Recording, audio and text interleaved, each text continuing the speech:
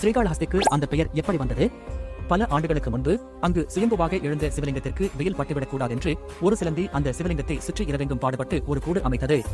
ஆனால் காலையில் ஒரு நாகம் வந்து அந்த கூடியை முழுவதுமாக அகற்றி தனது நாகமணியால் சிவலிங்கத்தை பூஜித்து மறைந்தது. சில நேரத்திற்கு பிறகு ஒரு யானை வந்து தன் தூண்டில் கொண்டு வந்த நீரால் சிவலிங்கத்தை சுத்தம் செய்து பூக்களை அர்ப்பணித்து வழிபட்டது.